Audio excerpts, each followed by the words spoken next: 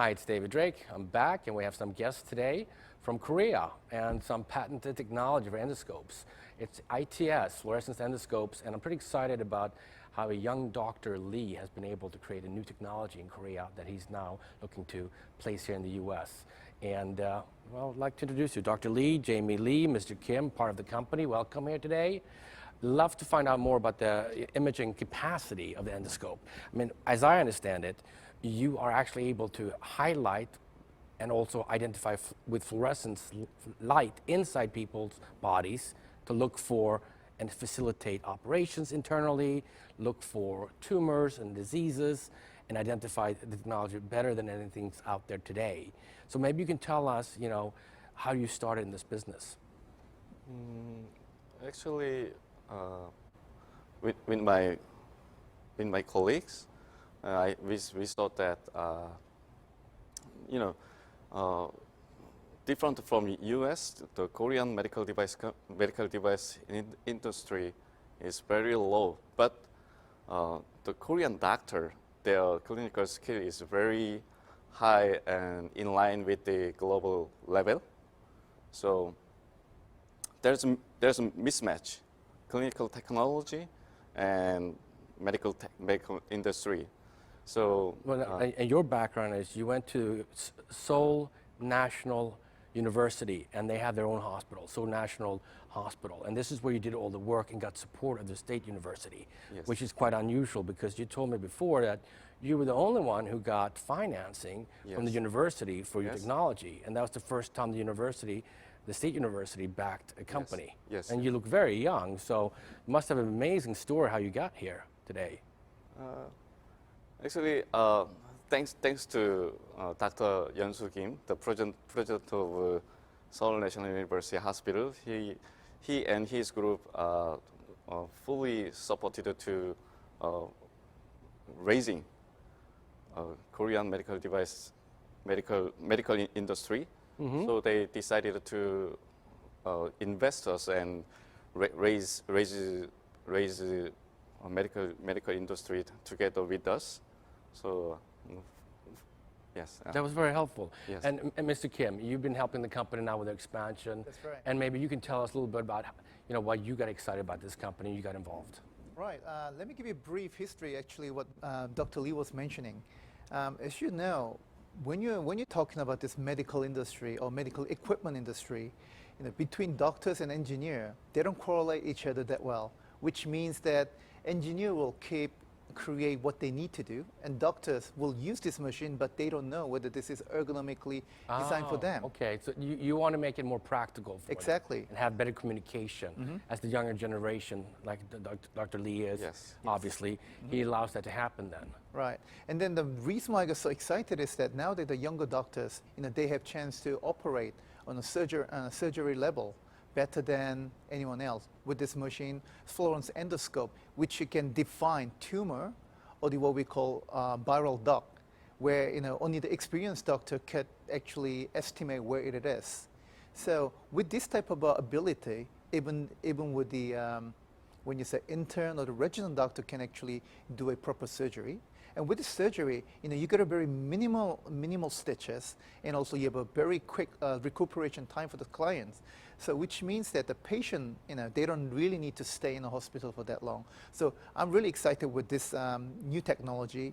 And also this technology can also be bespoke, which means that, you know, with their feedback from the doctors, you know, they can create any type of machine on top of what they're creating now.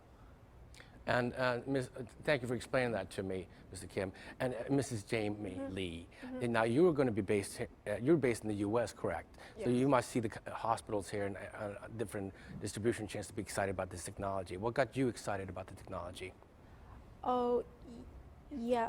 First of all, it is be applied all kinds of the division of the category of all surgery. All surgeries can be used for. Yes.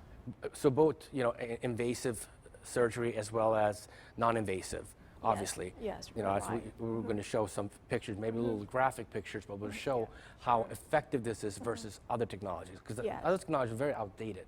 And this is a very crisp camera with different ways of looking at the internal organs or whatever operation you need to do. Yeah, because our products has no minimum rec time, so we are real time visual the image to provide to the surgeon. No, I can see the use of that being very handy. And I would think a lot of associations where doctors want to show what they're doing are going to love this. I used to work with a couple of associations in the medical field, and they love showing other doctors how they do their procedures. And that's where the camera becomes interesting, because now it's almost like it becomes almost like Twitch. See what I'm doing, and let me teach the rest of the world how I execute it to build up my own brand as a doctor. And that's an aspect I don't know if you guys covered yet, but on the social media front for the doctors, in different verticals globally and different languages, you're going to have them, they do it already. They want to show everybody else what they did. They want to get the recognition. And with your camera, you'll be able to get that kind of quality recognition now that probably never existed before. I mean, you mentioned there's small components in the company, right? Right. So you're going to be able to maybe just buy the camera in the future? Is that what you guys are referring Well, I mean, to? you know, that's a very good ITS question. cameras? Actually, that's a very good question, David. I mean, what we're thinking is actually, you know, we can bring this into a module basis. So with some of the companies or the hospitals who's already using existing type of machine, that we can actually add it on to their machine to enhance their capability. So this is another flexibility come from ITS. Well, I think that's great, but if you're going to sell the whole machine, why would you want to sell the spare parts? Aren't you Oh. going to be cannibalizing your own business? Well, actually, it's a different thing. You know, there's a two different type of option. You know, actually, when you're buying an endoscope itself, it's advanced technology. But then again, you know, we also want to develop a market where the modular base also could be a good business. That, you know, some of the company or the hospital wants to use an existing machine that they don't really need to buy into a new one, but use the modular basis to actually keep their machine enhanced and develop into further versions. So it's right. So they can actually have two machines going in, right? That's One right. will be the surgical one, and one will be the eyes. That's right. So now you can see clear, crisp, and you know exactly what's there, but also through the surface to know where the blood is flowing. Exactly. You don't nip somebody by mistake, and then suddenly you have hemorrhage. That's right. And especially when we're working with the liver, you know, you nip the wrong thing, and then the person can die. Yeah. I mean, you know, this is what I can say.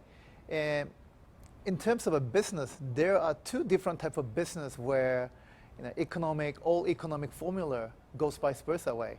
So one of them is a casino business, and one of them is a medical equipment, where supply overrules the demand. And then that's what we are actually looking at in U.S. market as well. We give them enough supply that eventually, you know, we can bring in patient to use these machines for their better operation environment. That's what we were trying to see it. Now, on that note, Dr. Lee, what's the percentage between people physically operating and using machines today? Actually, in developed country, over 80 or 85% of a person got surgery by endoscope. Really, that many? It means that only 1 to 20% of a person got open surgery. Oh, so 85%, that's common. But it makes sense, you know, you Yes, don't have to cut people up anymore. Yes, yes. Reduce that. I mean, it's Just punch amazing. it, punch it. I mean, going through veins from your leg all the way to your heart. I mean, Yes. amazing technology. Even brain. That's amazing. Yes. Now I understand why visualization becomes important. I thought that visualization existed, but seeing what is out there, it's black and white, it's gray, it doesn't cover everything, Yes. and you can't see anything, and accidents happen when you can't, and you're going to miss pieces too, right? Yes. Right. That's exactly. Well, I'm excited about the company. You know, you guys have, you know, growth, expansion, and doing really well. What are some of the other plans on growth, Mr. Kim? Well, you know, we're excited to bring this technology over to US. Currently, you know, we have a business structure where we're trying to do a JV with China. It's almost ready. And then we want to bring ITS into US. So, you know, we can actually develop, or we can actually co-partner with some of the biggest hospital. That could be Cedars-Sinai, or even maybe, you know, we could even joint venture with, what is it? John Hopkins. Yeah, John Hopkins. Yes, that's right. So, you know, this type of idea would be the one of the first thing that we would like to target. And gradually, you know, if the company gets bigger, we would like to bring it onto NASDAQ. All right, you're at NASDAQ, maybe a little bit IPO in NASDAQ within the next 2 years. Maybe. Well, who knows? I'm excited about that. Now, most of these companies, they get bought up by the big pharma firms, right? So who's normally, companies to have acquisition divisions in this industry? Samsung does maybe, or are we talking about, Bristol Myers Squibb? Which industries are going to be potentially looking to get involved in this business? Well, potentially, we can actually see a lot of different type of investor and company could be involving in this thing. We're not really, saturated into a medical device company, but more of AI division of a lot of company. It could be Microsoft, or it could be even some big company like, Baidu from China. We're actually open for every type of a big operation or the company to look into our AI and then medical device equipment. You're right, because you're assembling the product, Mr.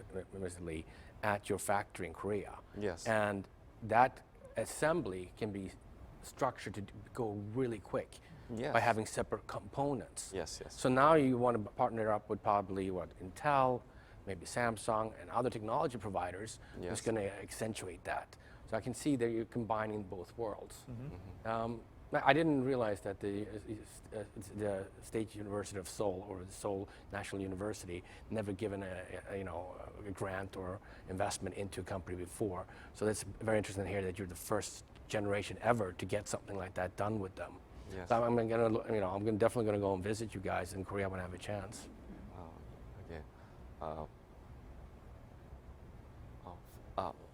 Additionally, for AI, Seoul National University Hospital has 130,000 health checkup cases, and we secured the usage of the data. So Tremendous amount of data. yes. Very helpful for everyone in the industry. It is very valuable and very well established data. So that's why we bought it. So we will make AI. We will make AI medical device with the data. For the next generation. Yeah. So that's why Mr. Kim said that many tech providers can join us. So that's interesting. Well, thank you very much for coming to Digital Innovators and the show we have here at NASDAQ.